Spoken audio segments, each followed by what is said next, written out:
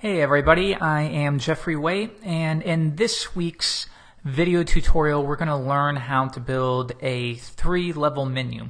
So this is one of maybe the most common requests that I receive, and I think it's because every single web designer or web developer at some point has built a menu. You probably build it for every single project. So a very common thing is just to build a nice looking menu, maybe with a submenu and maybe with a 2-level submenu.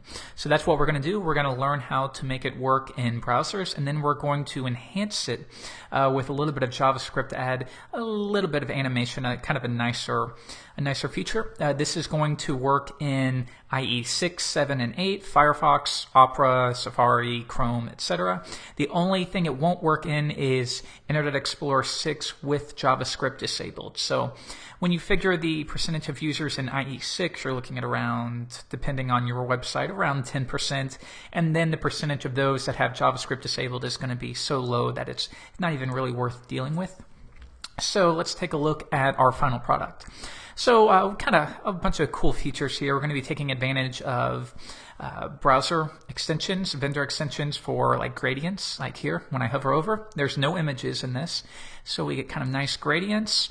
We have borders, we have a second level, and you can see when you hover over it kind of slides down. We're going to be using the jQuery library for that. And this will work, so let's go ahead and disable JavaScript and see what happens. Refresh the page, and now when I hover over it, it's just automatic, but it still works just fine. And that's the whole point of JavaScript, is we just want to enhance it to make it a little bit nicer, as you can see, and then it fades out when you let go. All right, so let's get into this. We're going to build it from scratch.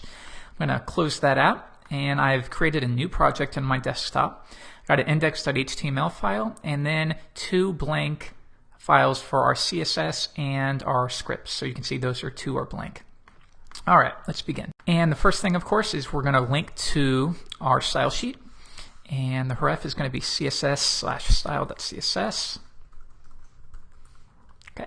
And then at the bottom, we're going to link to a few more things. We're going to link to jQuery, of course. And let's open that up. And then next, we want to, actually, we don't need that. Let's link to, there we go. Sorry, different text editor than I'm used to. And the source is going to be js/scripts.js. Okay, so we're all set to begin. The first step is we have to create our menu. So basically, when you want to create submenus, you would have within your unordered list, you'd have a list item, and then you would have an anchor tag.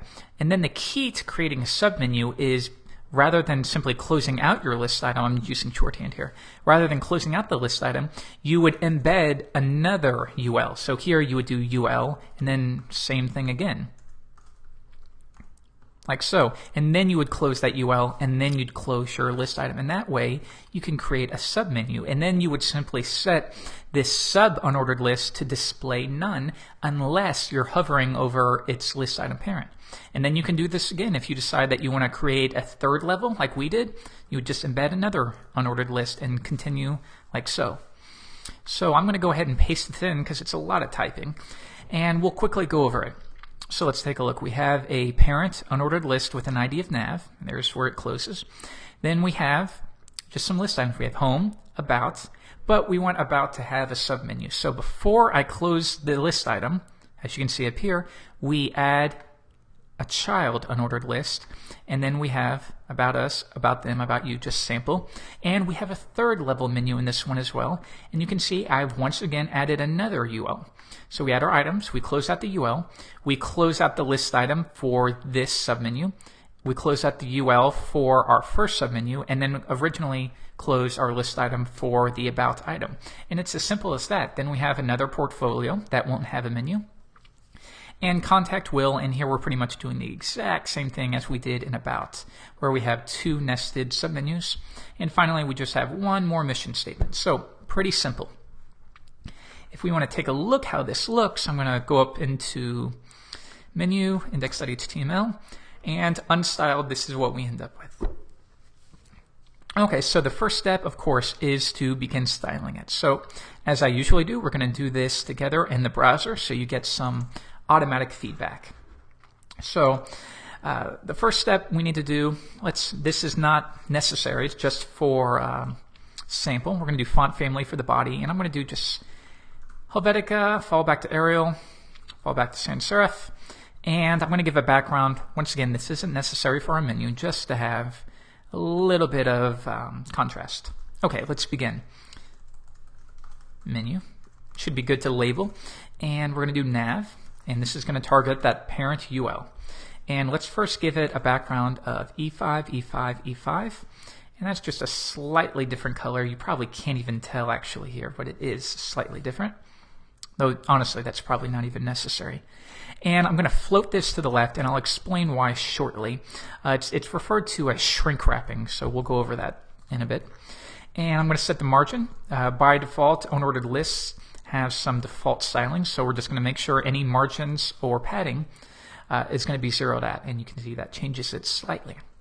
Next, we're going to put a border around this of 1 pixel solid white just for visuals, and you can see it right there. And I don't want a border on the bottom, so most of this is just preference. Okay, there we go. So now we're ready to begin. Obviously, if we want a menu, we need to float some items, right?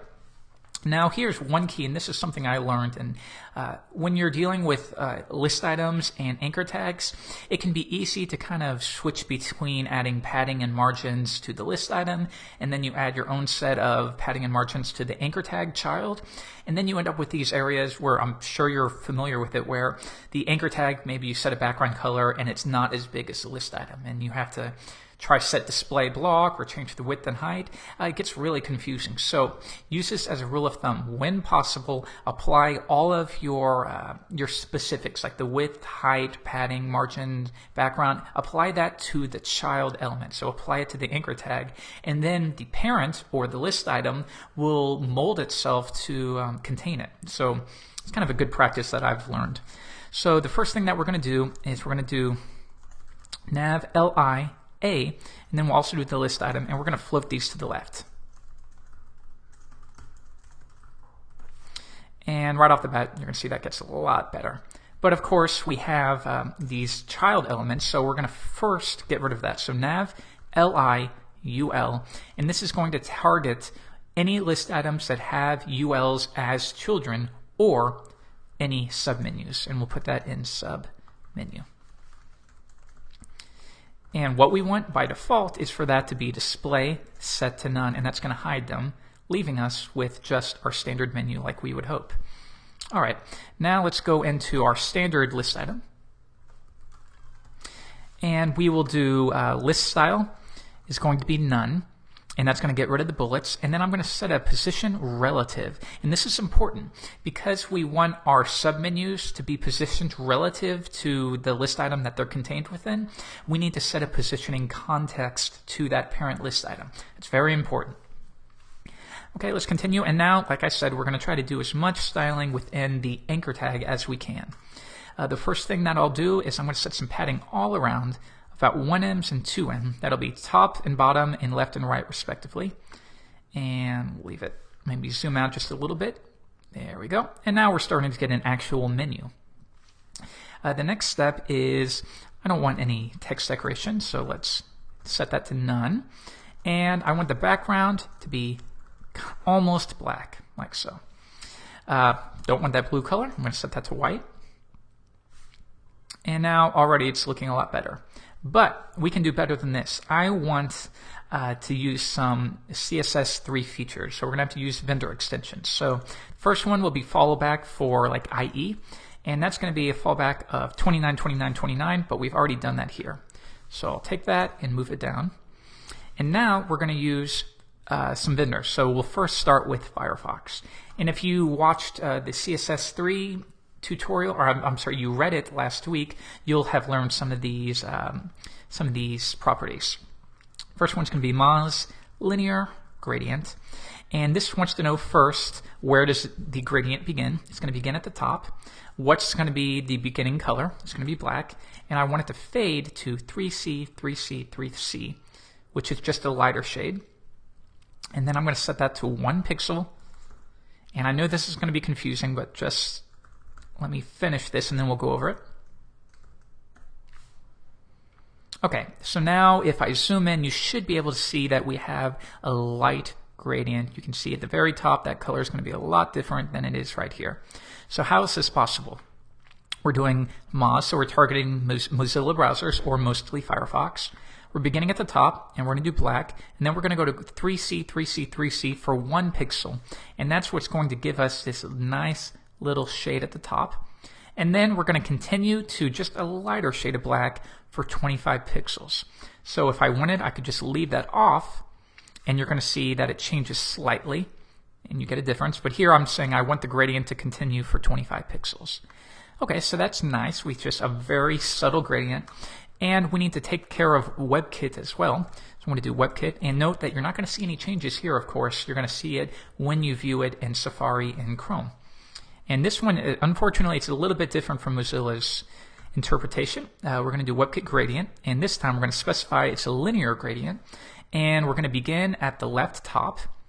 And we're going to end, meaning begin our gradient and end our gradient, at left 25, or we could do left bottom if we wished.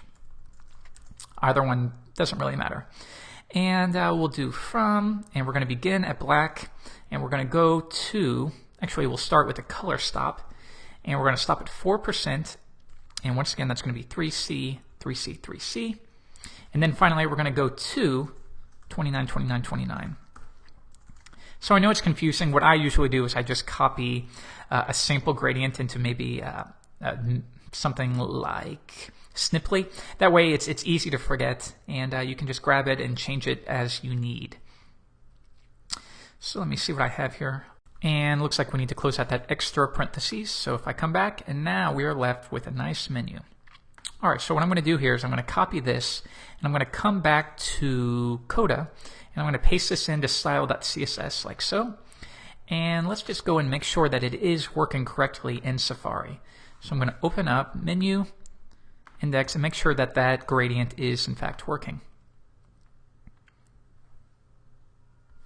And if I zoom in, it looks like no, it's not. So we know that we made some mistake. And we can see right here, if we look, you can see we go from black, but then we immediately go into color stop. So we want to make sure that there's a comma right there. Come back, refresh the page, and now you can see a nice gradient. So good. I'm going to go ahead and close out Safari, and we can continue on. Save that, and come back, paste that new edited in, and we can continue. So the next step is, after our custom backgrounds, I want to do some borders. So I'm going to do border right, and it's going to be 1 pixel solid. Once again, 3C, 3C, 3C. And if I zoom in, once again, you see we're adding just a lighter shade of gray black. Next, let's do the same thing for left. And this is going to be a darker shade of black. And if I zoom out, you can see that's just kind of a nice, kind of looks like an inset. And the key is to do a darker shade immediately followed by a lighter shade. Now I'm going to do border bottom. You know, it's the little things that make the big differences in these kind of menus. So we have a darker shade, and finally border top is going to be 1 pixel solid, 54, 54, 54. And you can see we're pretty much doing the same kind of feature. Okay, so now we're going to make some changes. L-I-A, and then when you hover over an anchor tag, note, once again, I'm not applying the hover event to the list item, I'm applying it to the anchor tag. We're going to change the background to 2A0D65. And now we're adding a nice purple color. And you know, there's nothing special about these colors. It's just a matter of going to Photoshop and picking something that looks good to you. So by default, we want this to be purple when you hover over it. I'm going to zoom out now. And we have a nice menu. Note that we aren't doing any JavaScript whatsoever. Now let's do some gradients as well. So once again, we're going to do Moz linear gradient, and this one's going to be a lot simpler. We're going to start at the top, and we're going to go from 11032E, and this is a dark purple, to A06 or D65. And that's it. So we can make our gradients as easy or as complicated as we want. But now when I hover over, see that really nice, I mean, that's just a rich gradient, and we're not using any backgrounds. Look at that, really nice looking. Now, something you need to note is Firefox just added support for gradients in Firefox 3.6. So if you're even in 3.58 is where I think it is right now for the older version, you're not going to see it, but it's okay. We're just enhancing. In those browsers, you're simply going to see the standard purple. No harm, no foul. Okay, so I'm going to zoom out, and now we're getting a really nice, rich-looking menu. Once again, I'm going to take care of WebKit.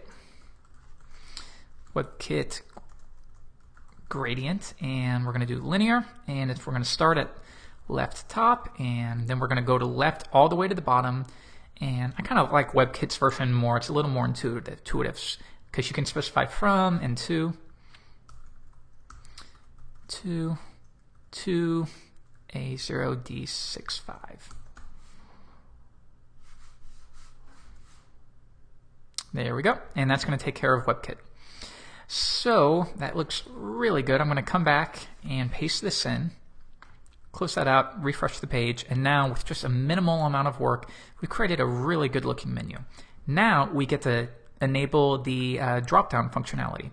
First, we're going to make it work in CSS, then we're going to enhance it with JavaScript. So nav, li, get all of the submenus, and display none. We're going to set left to 0, but you know what we're going to do? While we're working on it, there's no need for it to be display none. Let's go ahead and set it display to block. That way we can get a better idea of what we're working with. So I'm going to set left to 0, but in order to work with left and top values, I need a positioning context, right? So position, and here's the key with your submenus. They can't be positioned relative, otherwise they're going to screw with your entire menu. You need to make sure that they're positioned absolutely, that way they don't interfere with the flow of the page. And now you can see that makes a big difference, and you start to end up with an actual menu. Okay, so let's continue on. Left 0, I'm going to make sure, once again, any possible padding or margin is set to 0. And there you go, and you see that makes a big difference. And originally it's going to be none, and then when you hover over it, we're going to set the display to block, in which case it's going to look like this. Okay, not quite there, but we're going to get there. Now you see how when you hover over it, ultimately, look how the submenu is actually at the very top. And the way we can do this is we want to make sure the submenu only begins at the very bottom of its parent element. And I want to note one more thing. Remember how up here we said position to relative? Look what happens when we remove that. It changes. That's why we're going to position the submenu absolutely in relation to its nearest positioned parent. And that makes a big difference. Okay, so now we have padding 0, margin 0. We're going to set top to 100%. And what that is going to do is it's going to push it from the top 100% of its parent's height. And that'll position it nicely right underneath. Okay, so we're already ending up with something really nice. Let's continue forward. And now nav li, when you hover over it, then get the list item, then get the unordered list that follows it and set display to block. So let's go ahead and change this back. And now we're going to do display block, and you're going to see our menu taking shape. Hover over it, and note that we have our submenu, but also the sub-menu as well, and we're going to have to work with that. Same thing with contact. And also note how the width of each of these is a different size because of it's dependent upon the length of the text inside. We're going to have to hard code a width in that as well. Let's continue, and we're going to set position to absolute. Even though it's already set there, we can probably get away with removing that. We're going to set padding in 0. That's good too, so we can just leave it like so. Next, I'm going to continue on, and I'm going to do nav li ul li and then nav li ul lia. Okay, so that looks jumbled. Let's just decode it. It's very simple. Get the list item, get the UL, meaning get any submenus, and then get the submenus list items. So this is targeting, if we go back, this is targeting the submenus list items, or these, and these. So So, and then we're also going to get the anchor tags as well, just to make sure that we're being consistent. And I'm going to make sure that if you see above, we floated them to the left because we wanted this horizontal menu. See, if I remove that, they default to display block. I want to make sure that our submenu, we want it to be displayed as a block. So I'm going to make sure I set float to none. Okay, and that's going to change some things, but don't worry. We'll fix that shortly. Next, I'm going to do nav li ul li. And all I'm going to do here is a fix for Internet Explorer 6. Don't worry about this too much. We're simply going to set display to inline. You know, as you guys, if you're compensating for IE6, sometimes really weird properties are required.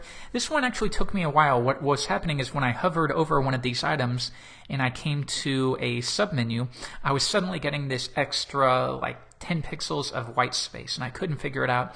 And I set display to inline, and that did it. So maybe it was a margin padding issue. I'm not sure.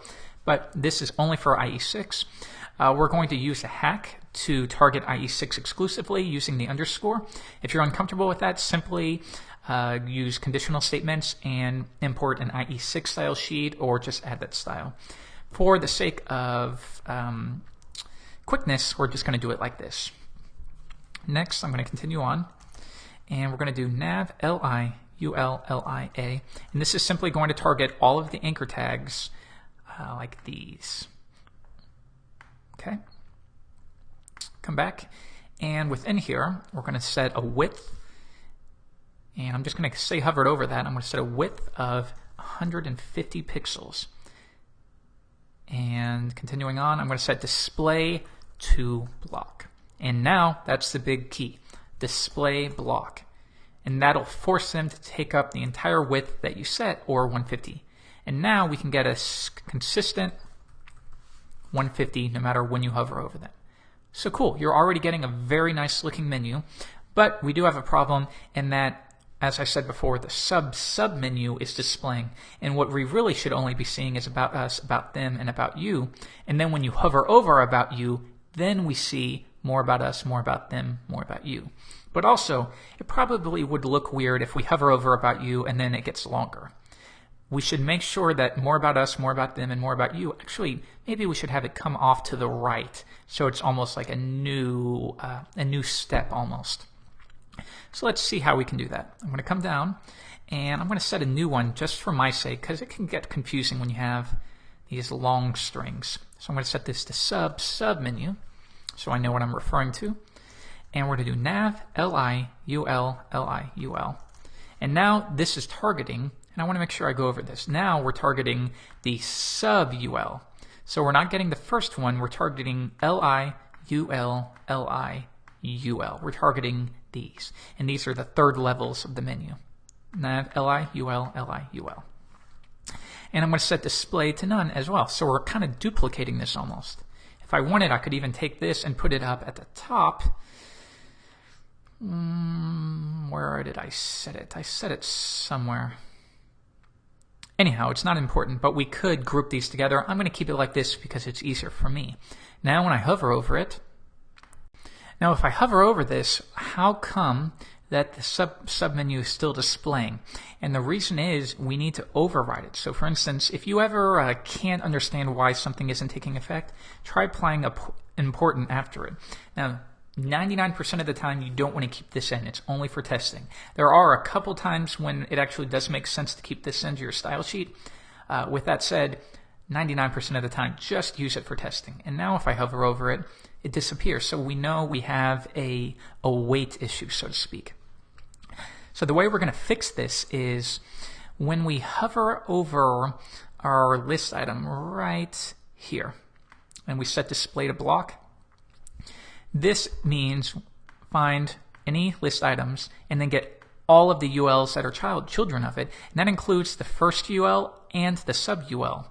So what we're going to do here is if we want to target only the immediate child, so if we want to say target only the unordered list here, but not this one, we need a way to select only immediate children and not all descendants. And we do have a way to do that, and it's using, you might have seen this before, this little sign right here. And now this means when you hover over a list item within the navigation UL, get all ULs, but only the ULs that are immediate children of the list item. Don't get any other descendants. And now if I hover over it, I'm only going to see that one. And now when we hover over About You at the bottom, they show up. But remember, we don't want it to continue. We want these to show up off to the right. And you might think we have to use JavaScript with that, but no, we can continue using CSS. We can do quite a bit with CSS. So let me add display none again, just to be sure. And we're going to do nav li ul li.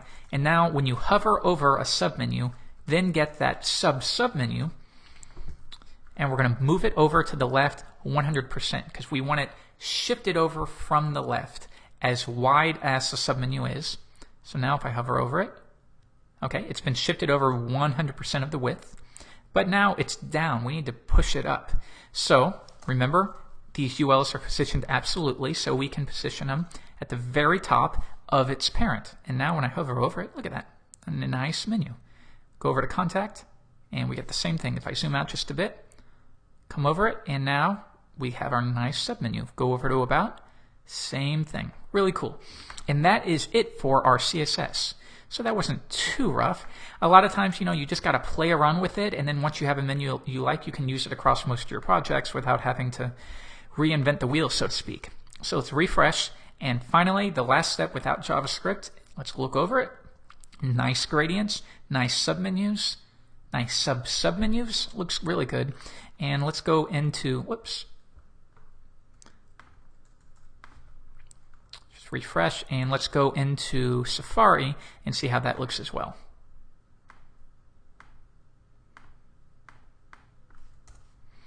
Hover over it, we still have our nice gradients. And you know what? It looks like we have a small problem. The submenus look good. It looks like I did make one mistake. I'm not seeing that nice gradient in Safari like I thought I was. Let's go back, and the problem is going to be when we hover over it.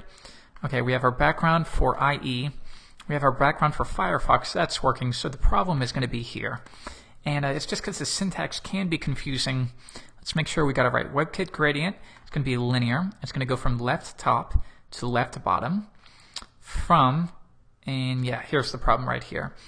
You can't have spaces, so it's not like you can do that if you want. You need to make sure there's no spacing. So I'm going to get rid of the space right here. And after from to you need to make sure you have a comma. And I think that's going to make the difference. If we come back, refresh the page, yeah, and now we get that really deep, nice looking glow. If I zoom out, looks really good. Okay, so now, fun part, we finished the JavaScript, we finished the style sheets.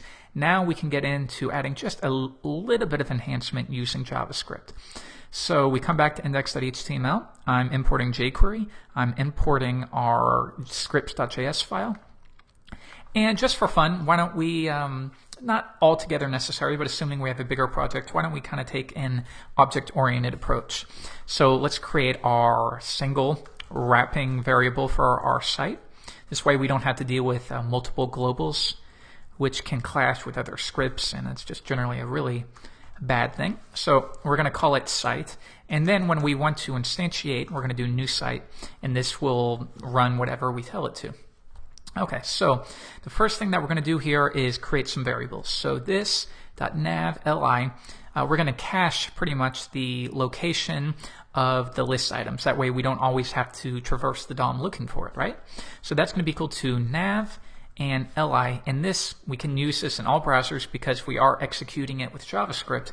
This just means, once again, find only the list items that are direct children of the nav UL, not all descendants that are list items. Now here's one cool feature that you can do. We can do it like this, but we also need to do something like get nav, or we could do it like this. We could do this .nav li .children, and we need to get the submenu, and then we got to do CSS, and I need to set display to none, which I'll just explain shortly, and then we could do like that. But did you know this? we can actually put this all onto the one line. So if I were to copy that right there and paste it in and make sure we add our period. So now we have .children, CSS, display to none, and then I'm going to do end. So what do we do here? This is just kind of a little bit of a shortcut. So we're creating a variable called navli, and we're going to make it equal to all list items. But we're going to go ahead and get a little more work done here. We're also going to go get the UL, that's submenu, and set the CSS, and we're going to set the display equal to none. And then I'm going to call end, which brings us back to the list item. Because here we're working with the UL, but if we want to go back to our original selection, we can do end. And now navli is still equal to this. We were just able to do a little bit of work before we created the variable. Now, next, why did we set display equal to none? And it's because with our CSS, by default, when you hover over a item, it's going to display automatically. But we instead want to use JavaScript to slide it down. So we're going to make sure that we override that style sheet and set the display to none. And now we're going to call something like this.init. And this will kind of initiate our project to do whatever we need to do, among other things, creating our menu. So the way we can reference methods in the object-oriented way is we're going to do site.prototype. It's going to be equal to a new object. We're going to override it. And the first one is going to be init. And this is where we can, like if you're working in PHP with a class, you might create any variables you need, do any maybe data access you need. Here, this would be a whole website ideally, so we would do other things. Here we're just going to do set menu. And that's going to be a method specifically for adding the functionality for our menu. And if we want to comment this, we'll do enables slide down menu and add support for IE6 and 7. Now, actually it should really be IE6. If we come back here, you notice that we have this right here. Internet Explorer 6 isn't going to understand what that is at all. It has no idea how to work with that. So there are some workarounds. We're going to import a script by Dean Edwards, and we're also going to do a little bit of work here. So here's my set menu, and that's going to be equal to a function. And we have a little bit of code formatting. Look right there. Need to make sure that's a comma. And look at all the stuff I'm missing. That's the problem when you're talking and explaining, you leave off little things. Okay, so now we're set to begin with our set menu. And I'm going to do this.navli, or reference all immediate children of the unordered list. And when you hover over those, we're going to run a function. And this is pretty much mouse over. And when you mouse off, we're going to run another function. So if you want to comment this, mouse over and mouse out. Okay, so what do we want to do? When you hover over it, we're going to get this. This is equal to the list item that was hovered over. And we're going to find the unordered list, or find the submenu. And I'm going to call stop. We're going to modify that shortly, but then we're going to call slide down. And it's going to slide down over the course of 250 milliseconds, or about 1/4 of a second. Come back, refresh. Now when I do it, it does slide down. But we have this problem again. Now with JavaScript, when I refresh, it shows all of the submenus. We don't want that. So once again, we're going to do find this, and now it's going to find immediate children and not all children that are unordered lists. Refresh, hover over it, and now it slides down like we would hope. But we need to do the mouse out now, and we're going to do, once again, find UL, stop, and this time I don't want it to slide up. Why don't we do a fade out? And that's going to fade out over 1/5 of a second. And now when I come out, go down, and then as soon as I go off of it, it fades out. But now we have this new problem. Watch what happens when I hover over these. You see, we already had this problem, now it doesn't come up. So let's try it again. And you just get lots of weird problems. And eventually, look, when I hover over it, now it won't even go up. And that's because we're calling stop. And what stop does is, if you guys haven't experienced this, I should probably go over it. If you are aware of it, you can skip ahead a couple minutes. Watch what happens when we do this over and over. You You see that? And it's because you're running over the animation so many times that the animation has to complete before the next animation occurs. And if you do this a bunch of times, it'll just keep running until the animations are finished. So the way around it is to call stop. But then you have the problem where if you hover over it, come out and hover back, it stops in its tracks and continues back, but then you get these weird issues where it doesn't work like you would hope, and the width changes and the height changes.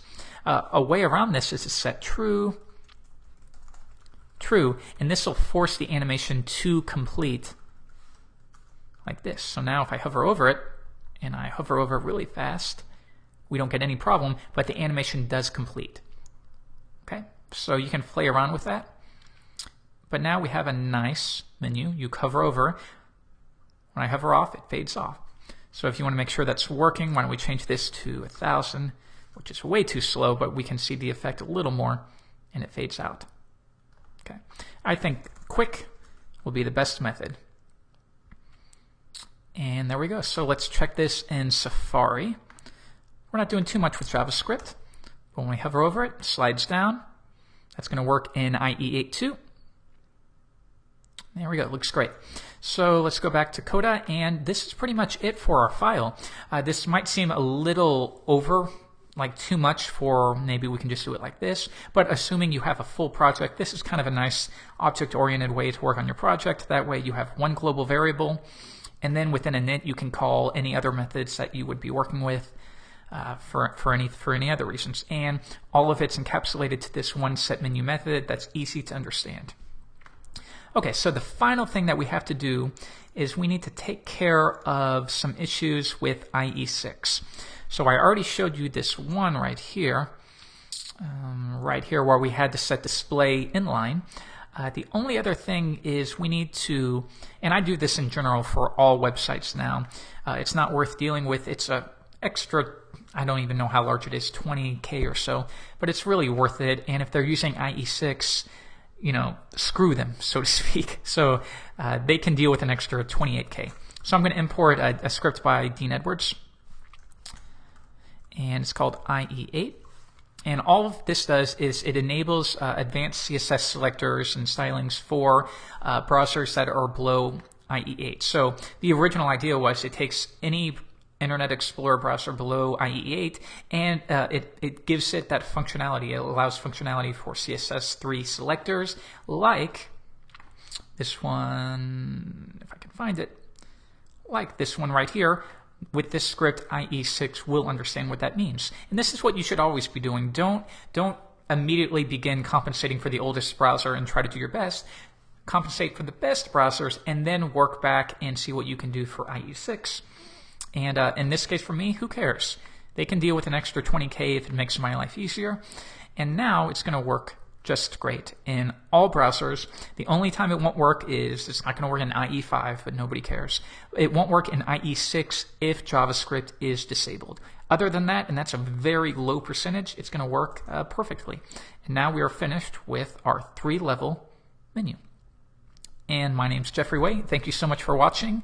And as always, don't forget to follow net.tuts+ for the best tutorials, quick tips, and screencasts available on the web. And you can also find us at twitter.com/nettuts. And finally, if you're still with me, always be sure to check out themeforest.net if you are a web designer and you want to sell templates and themes. And CodeCanyon if you're a developer and you want to sell maybe PHP scripts, JavaScripts, ASP.NET components, lots of really cool stuff.